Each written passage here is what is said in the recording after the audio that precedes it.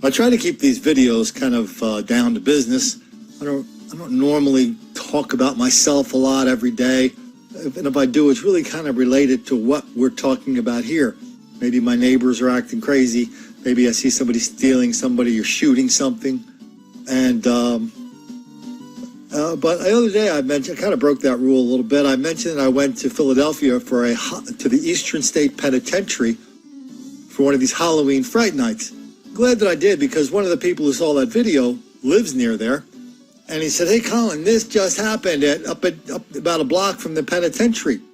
There's a church in an all-white neighborhood where an old dude's coming out of the church. A black guy rushes in, puts a knife on him, takes him inside the church and robs him."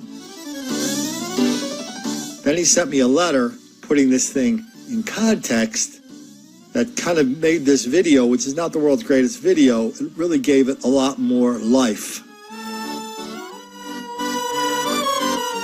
So let's take a listen to the letter. You know, the video is pretty much what it is. You just see a black guy getting ready to drag an old white man into the church so we can rob him some more. Here's the letter. "Colin, this church is 1 block south of the Eastern State Penitentiary.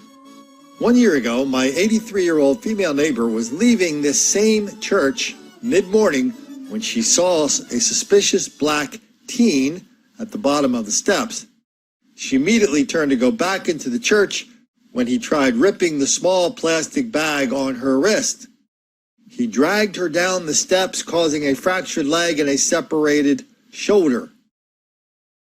Guess what she had in the small plastic bag?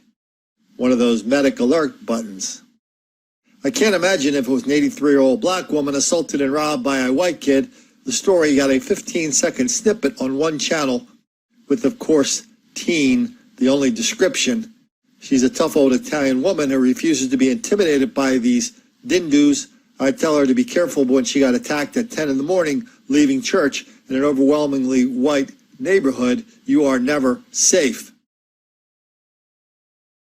Boy, it's amazing. I had this kind of conversation with one of my brother's friends last night. He lives about 2 or 3 blocks from here.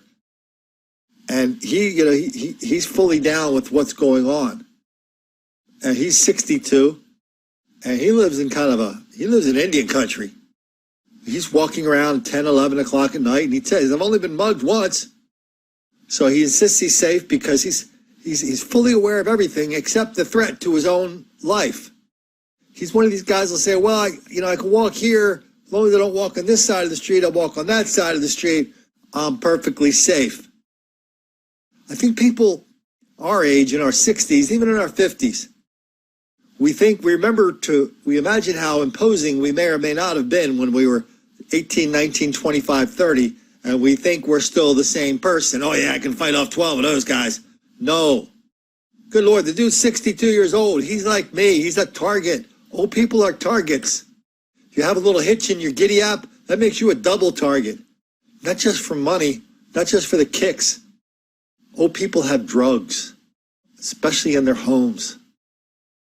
So when I hear this story about this old Italian woman who's not going to be intimidated, it's not about being intimidated.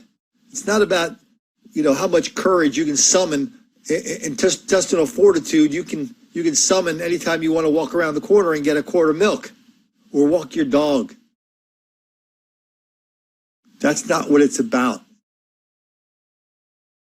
It's about, is that any way to live? Head on a swivel all the time.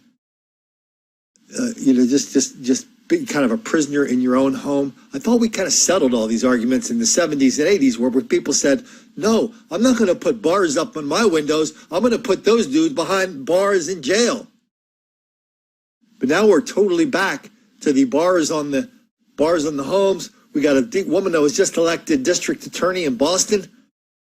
Oh man, you know what? Let me go grab that article right now. Hold on. So here's the headline. Rollins to become Boston's first female top prosecutor. Wow, that is the least interesting thing about her election. She's female, she's black, first of both there. Hooray! That's like totally newsworthy. The headline writer didn't figure it out, but the reporter is trying to tell us something that she thinks is really important. A Democrat with a plan to forego prosecution of certain low-level crimes will become Boston's first female district attorney and the first woman of color to hold such a job. It's amazing. All three of those things are equally important, right? Female, black is equal. It's just as important as this attorney is going to just stop prosecuting what she calls low-level crimes. That includes some violent crimes. Wow. You know, we've seen this before where in the district attorneys in Philadelphia, we've done a lot of stories about that. We've done a lot of stories about St. Louis, Chicago, Corpus Christi, Oakland. There's a whole crop of district attorneys out there now who just, and they're all supported. This is not conspiracy theory. This is campaign finance reports. They're supported by Soros and Black Lives Matter, and that's their big ticket to the big time.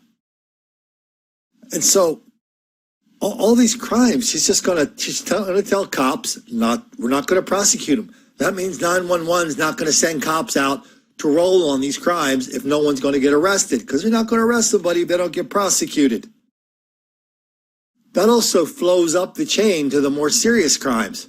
In Philadelphia, we did this video a couple days ago. A up-and-coming white business guy is out running around in a limo at night, gets into a traffic jam in downtown Philly, gets out of his car, says, "Hey, move your cars." One of the fellas comes along on a bicycle, has a knife. Their words exchanged. The fella stabs the businessman in the back and runs away. Kills him. Eventually, I think he turned himself in. I don't know if he turned himself in or he found him. They found him a day or two later, charged him with murder. All of a sudden, the demonstrations start. The DA hears about it. He goes, "Oh, no, that's not murder. That's third-degree murder." All of a sudden, boom, that changes his bail. All of a sudden, he's back at home. He's met outside the jail by people who said they were celebrating his release. They were celebrating the release of a killer.